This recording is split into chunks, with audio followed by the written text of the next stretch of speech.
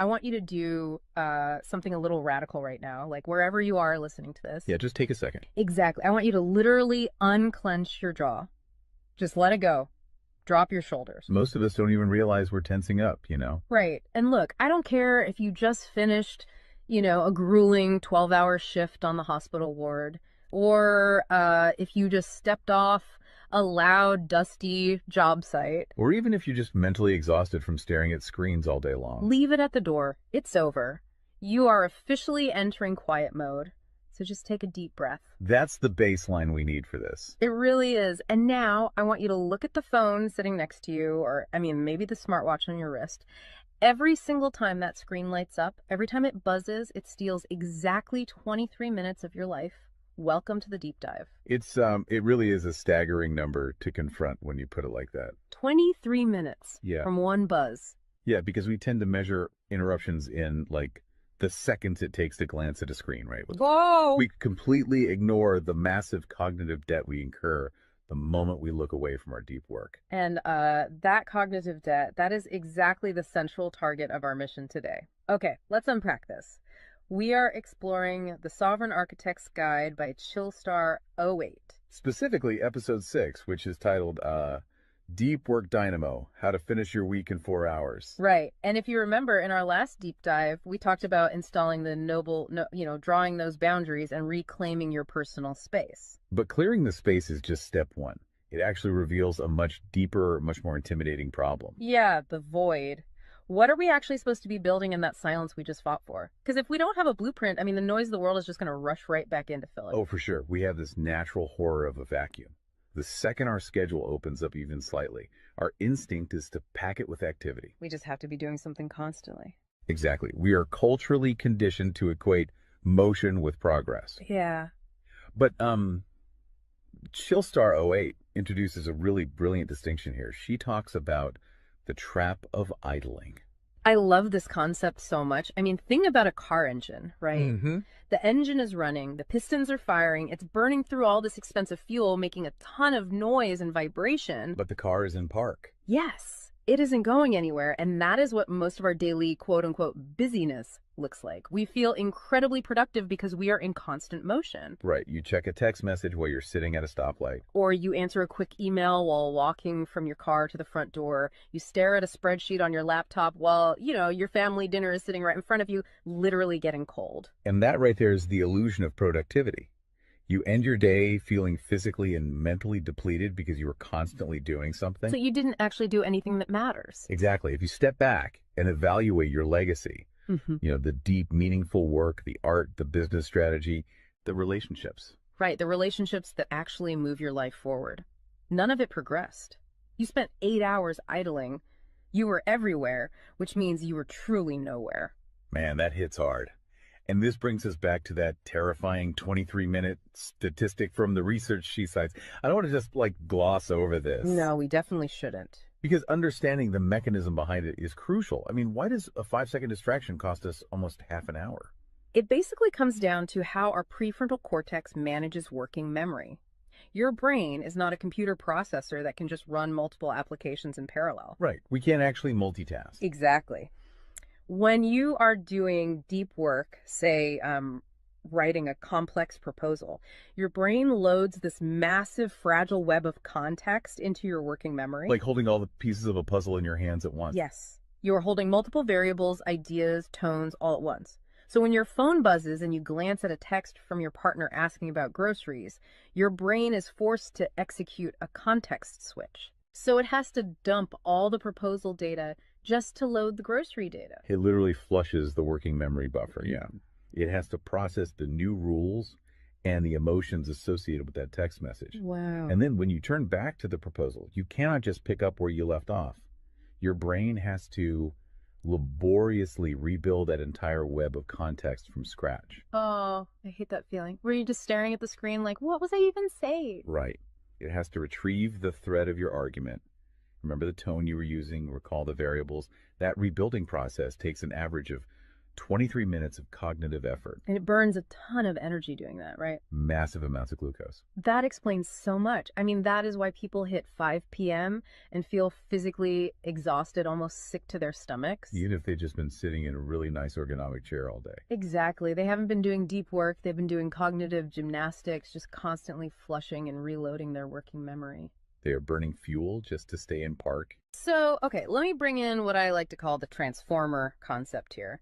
Because our focus is like an electrical grid. If you have, 50 browser tabs open, you are leaking energy as raw, unusable heat rather than concentrated light. That's a great way to look at it. So if we are all acting like our focus is this cheap renewable resource, how do we stop being what Chillstar '08 calls a subject to the pings of the world? I mean, how do we actually become the architect of our attention? Well, what's fascinating here is how she frames the philosophical shift we need. She says utility does not equal value.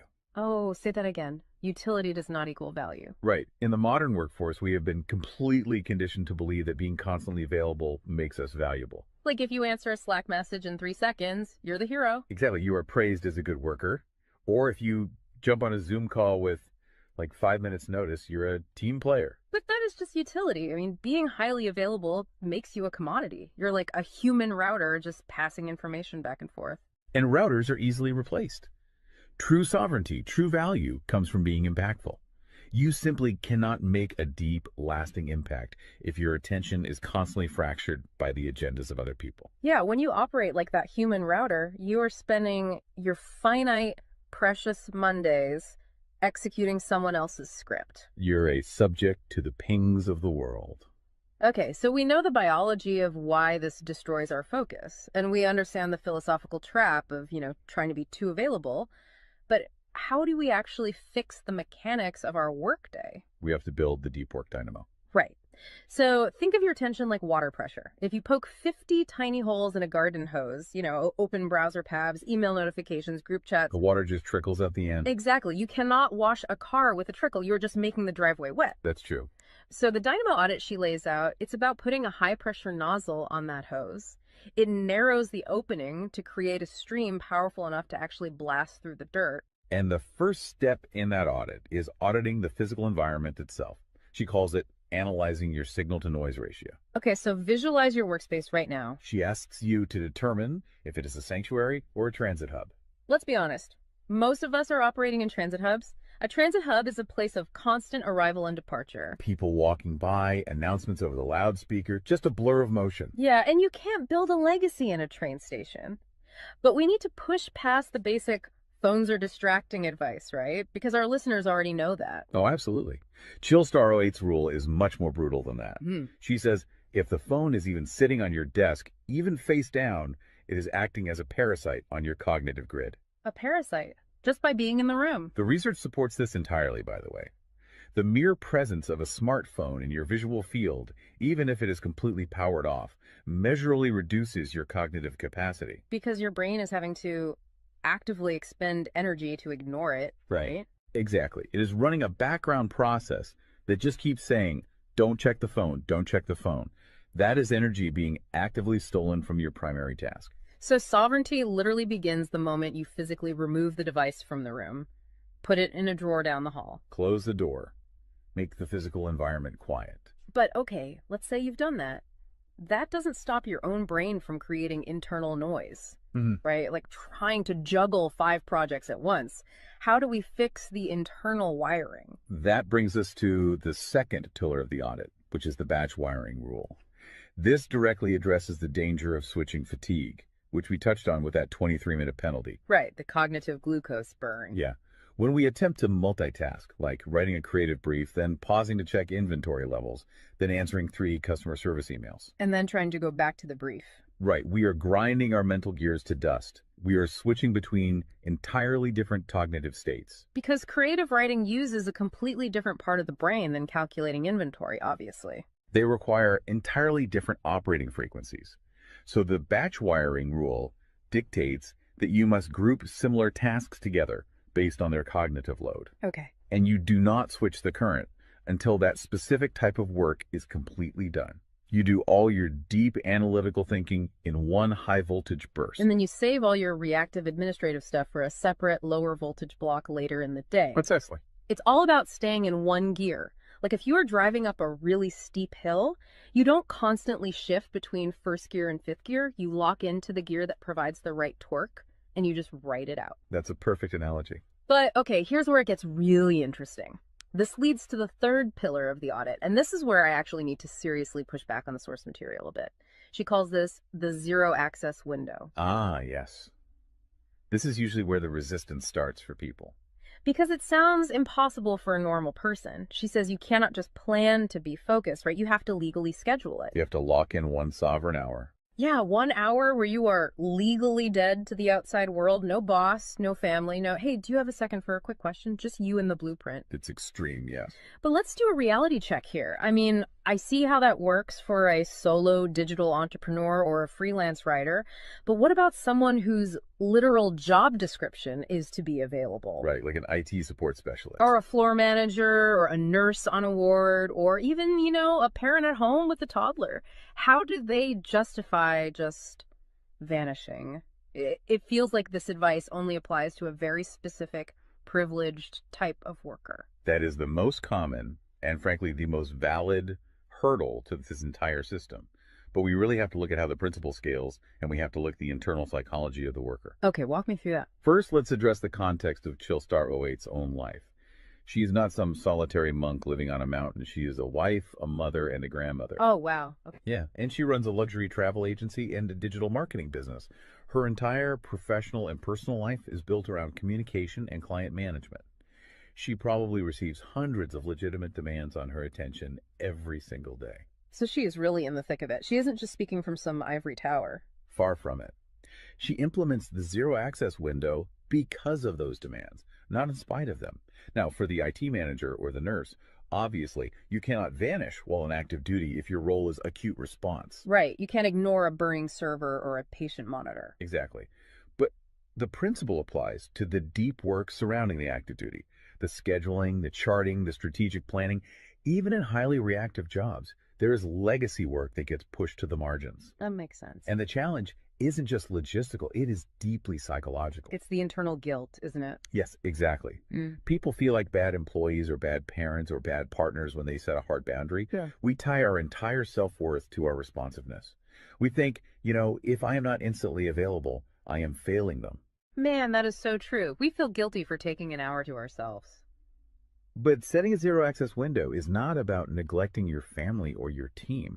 It is about condensing your high level work into massive, high impact bursts of energy so that you can actually be present later. Wow. Okay. Consider the alternative. If you don't carve out that absolute focus, you end up giving your family or your team partial fractured attention for 12 hours straight. Exactly. You are physically at the dinner table, but mentally you are drafting an email. Or you are sitting on the floor playing with your kid, but you're checking a Slack notification over their shoulder.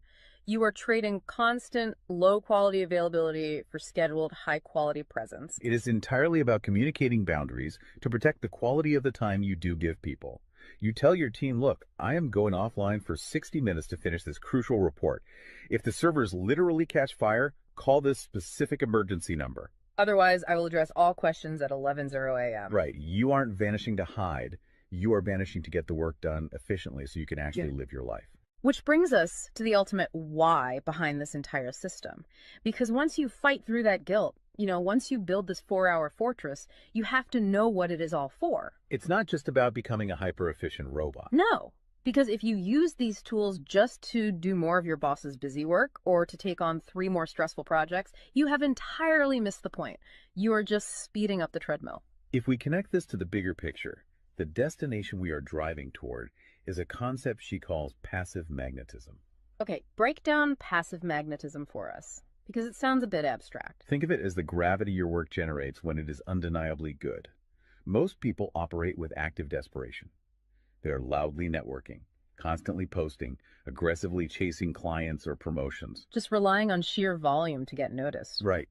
Passive magnetism is the exact opposite. It is the ability to attract results, clients, wealth, legacy, or respect through the undeniable quality of your deep work. Because you actually took the time to build something substantial rather than just talking about building it. Yes, when you engage the deep work dynamo, you produce work so concentrated and so valuable that it acts as a magnet. You don't have to chase the market comes to you. And the ultimate prize of achieving that passive magnetism isn't just more work.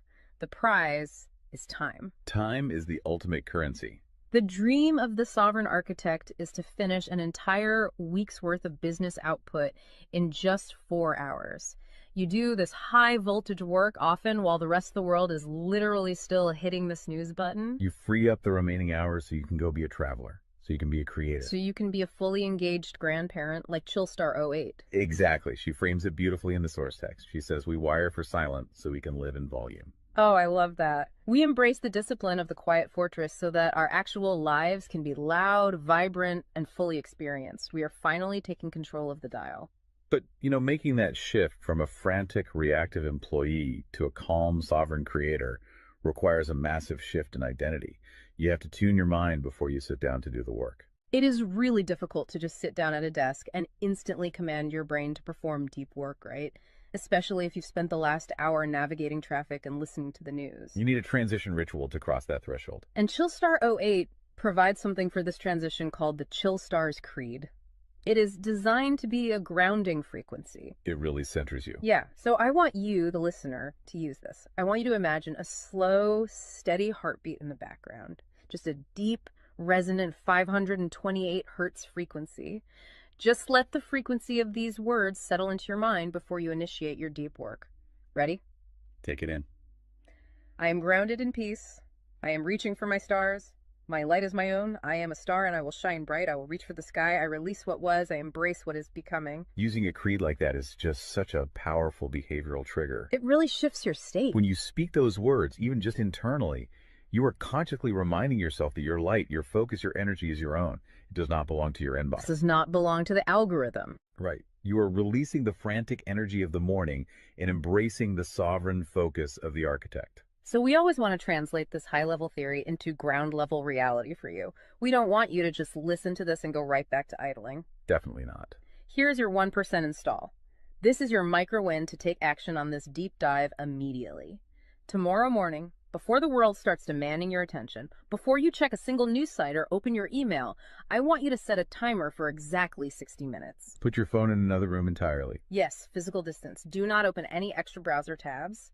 Pick one legacy task, just one, and flip the switch on your very first sovereign hour. And be prepared for it to feel incredibly uncomfortable at first. Your brain will crave the dopamine hit of a notification. Oh, you will feel an almost physical itch to check your messages. But if you can sit in that silence, if you can endure that initial friction, you will watch the dynamo start to spin. You will enter that flow state, and the old blueprints of hustling and grinding will be completely burned away. And look, if you want the actual templates to automate this piece, the specific tools and step-by-step guides to build the system out completely and protect your location-independent freedom, you can join the Sovereign Fortress on the Chillstar 08 school community. All the blueprints are there waiting for you. They really are. As we wrap up this deep dive, I want to leave you with one final thought to explore on your own. We have spent this entire session talking about the mechanics of work. We've talked about condensing your week's output into just 4 hours of pure, undistracted focus. But if you actually achieve that, you're going to be faced with a beautiful, kind of terrifying question. What's that? Who are you going to become in the remaining 164 hours of your week? What if your true legacy has absolutely nothing to do with what you produce while you are busy, but entirely to do with who you are when you are finally completely silent? Wow. Unclench that jaw. Drop those shoulders. Step into the quiet. Go be great and flip the switch. We'll see you on the next deep dive.